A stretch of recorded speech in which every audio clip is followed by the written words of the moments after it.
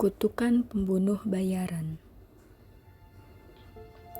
Aku pernah menjadi seorang lelaki yang pemberani, yang dipercaya, dan yang diakui keberadaannya. Dulu, teman baik dan keluargaku tidak mengetahui bahwa aku lelaki yang hampir setiap hari berhadapan dengan darah manusia, yang hampir setiap hari bermain dengan senjata tajam, mendengar jeritan ataupun tangisan, dan meninggalkan tubuh-tubuh tak bernyawa begitu saja. Selama menjadi seorang pembunuh bayaran, rupanya tidak hanya target yang mati, tetapi keluarga dan temanku satu persatu juga mati. Aku menyebutnya itu adalah kutukan pembunuh bayaran. Keluarga dan temanku perlahan-lahan mengetahui pekerjaanku dan melakukan bunuh diri. Alasan yang selama ini masih aku percayai adalah mereka takut berada di dekatku. Mereka tidak mau hidup dengan seorang pembunuh, dan mereka tidak mau suatu saat menjadi salah satu korban. Kutukan tersebut menyadarkanku bahwa apa yang telah aku lakukan salah dan berimbas untuk orang-orang sekitarku. Pada akhirnya, aku meninggalkan pekerjaan keji tersebut. Kini sudah 5 tahun berlalu setelah aku memutuskan untuk berhenti menjadi seorang pembunuh bayaran. Aku telah pindah ke kota kecil di Inggris, yaitu Bristol, di mana aku telah memulai kehidupan baru dengan suasana baru. Sekarang aku menjalani kehidupan sebagai lelaki biasa yang bekerja di bar. Awalnya tidak mudah berubah untuk menjadi lelaki biasa, tetapi selama 5 tahun beradaptasi, aku merasakan perubahan pada diriku. Salah satu perubahan yang aku sukai adalah aku bisa menikmati waktu tidurku.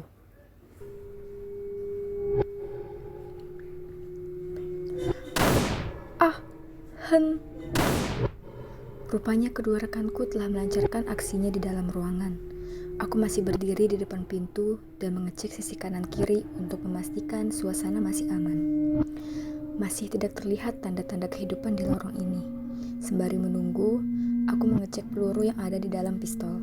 Namun, selagi aku fokus dengan senjataku, tiba-tiba aku dikejutkan dengan suara dentuman keras dan suara pintu yang terkunci. Suara tersebut berasal dari pintu yang berada di seberang ujung lorong sebelah kanan. Aku segera berlari menuju sumber suara dan mencoba membuka pintu dengan paksa. Sial! Aku mendobrak dan beberapa kali menembak pintu kayu yang terkunci dari dalam. Setelah beberapa kali mencoba mendobrak, akhirnya aku berhasil membukanya dan dengan segera menembak setiap sudut ruangan. Aku menyadari rupanya ruangan tersebut telah kosong dan jendelanya telah terbuka. Sial, payahnya diriku. Bisa-bisanya aku gagal. Oi, Ed, apa yang terjadi? Aku menoleh ke arah belakang dan dapat kulihat kedua rekanku telah selesai menjalankan misinya. Sial, payah. Ada saksi mata yang tidak terbunuh, seruku dengan geram. Bodoh, bagaimana bisa kau membiarkannya kabur? Kedua rekanku pun dengan geram menghabisiku karena aku tidak bisa menjalankan tugas dengan baik. Hentikan! Aku membuka kedua mataku dengan napas yang terengah-engah. Sekujur tubuhku kaku dan berkeringat. Ternyata aku bermimpi buruk. Kenapa aku bisa bermimpi tentang misi pembunuhan pertamaku yang gagal? Itu sudah terjadi 8 tahun yang lalu. Aku mengatur napasku dan mengusap-usap wajahku untuk menenangkan diri. Setelah aku sadar sepenuhnya, ternyata hari sudah pagi. Jam sudah menunjukkan pukul 7. Setelah bermimpi buruk, aku sempat takut untuk tidur. Namun, keesokan harinya, mimpi buruk tidak mendatangi diriku lagi. Sehingga perlahan-lahan aku melupakannya dan kembali fokus dengan kegiatan sehari-hariku. Pada minggu pagi, aku dikejutkan dengan sebuah surat yang ditujukan kepadaku. Setelah pindah, aku tidak pernah mendapatkan kiriman surat karena tidak ada lagi keluarga ataupun teman yang ingin berkabar denganku. Tak kusangka, isi surat tersebut lebih mengejutkanku. Halo Tuan Adam, maaf baru menghubungimu sekarang. Maaf juga jika surat yang aku tulis ini lancang, tetapi aku ingin memberitahumu suatu kebenaran. Kebenaran mengenai kematian keluarga dan teman dekatmu beberapa tahun yang lalu. Jika kau ingin mengetahui lebih lanjut, datanglah ke alamat yang tertera. Seketika tubuhku lemas dan pikiranku kacau. Apa surat ini benar? Kebenaran apa yang akan aku dapatkan? Karena rasa penasaran yang semakin mengebu, aku pun memutuskan untuk datang ke alamat tersebut pada malam ini. Malam pun tiba, dan aku segera bergegas. Aku harus menyewa taksi karena jarak yang ditempuh lumayan jauh. Sepanjang perjalanan, aku tidak bisa tenang, memikirkan siapa penulis surat itu. Apa ia adalah salah satu temanku atau keluargaku? Aku juga memikirkan kebenaran apa yang akan terungkap. Ada apa dengan aksi bunuh diri mereka? Semua pertanyaan itu melahap pikiranku, hingga aku sampai di tempat tujuan. Aku pun turun dari taksi dan kembali mengecek alamat di dalam surat. Di hadapanku kini terdapat rumah bertingkat berwarna putih dengan halaman yang luas dan pagar hitam yang tingginya melebihi kepalaku. Di seberang pagar terdapat seorang penjaga yang tengah berjalan menghampiri pagar dan kemudian membukakannya untukku. Ia tidak mengatakan apa-apa, tetapi gerak tangannya menyuruhku masuk. Ia membimbingku masuk ke dalam rumah. Saat memasuki ruang tamu, aku dapat melihat seorang wanita tengah duduk di sofa putih. Di belakangnya berdiri seorang lelaki dengan kemeja hitam dan wajah yang datar. "Selamat datang, silakan duduk," sapanya dengan lembut. Aku pun duduk di sofa yang berhadapan dengannya. Tanpa ku sadari, kedua tanganku bergetar dan jantungku berdetak dengan cepat. "Terima kasih telah datang, Tuan Adam," ucapnya sambil tersenyum. "Apa kau penulis surat itu?" tanyaku. "Ya, itu aku." "Apa benar kau akan memberitahuku kebenaran tentang keluarga dan temanku?" tanyaku lagi.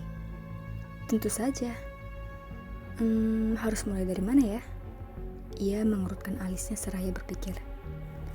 "Maaf sebelumnya, apakah kau mengenal keluarga atau temanku? Bagaimana bisa kau mengatakan akan mengungkapkan kebenaran tentang mereka?" "Tuan Adam," ucapnya dengan tegas. Ia menatap mataku dengan serius. "Aku bukanlah orang yang kau kenal, tetapi aku mengenal kau.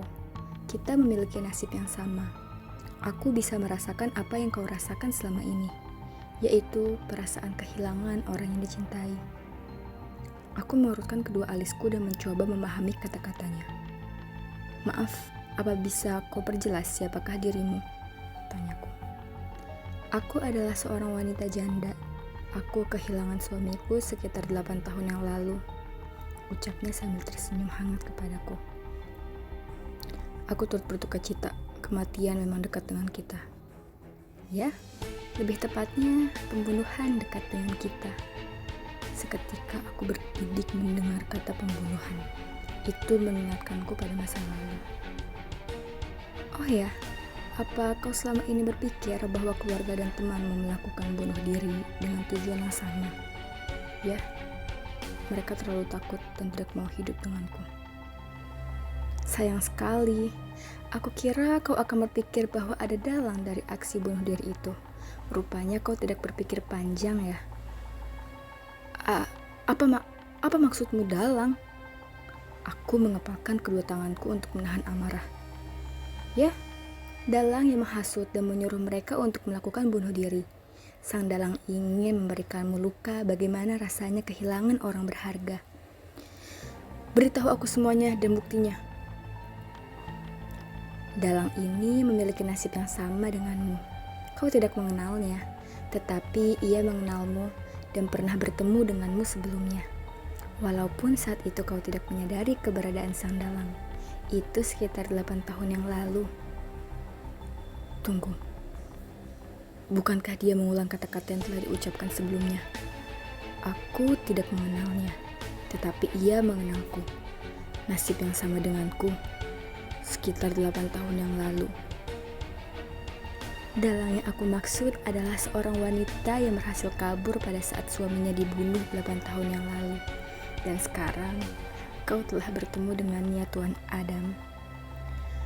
Aku menggigit bibir bawahku yang bergetar tak karuan. Peristiwa 8 tahun yang lalu kembali muncul di pikiranku. Seketika ruang tamu ini terasa begitu panas. Sekujur tubuhku berkeringat dan lemas. Dengan kaki yang bergetar, perlahan-lahan aku mencoba berdiri. Namun, Belum sepenuhnya aku berdiri, pria yang berada di belakang wanita itu mengarahkan pistol ke arahku dan segera menarik pelatuknya.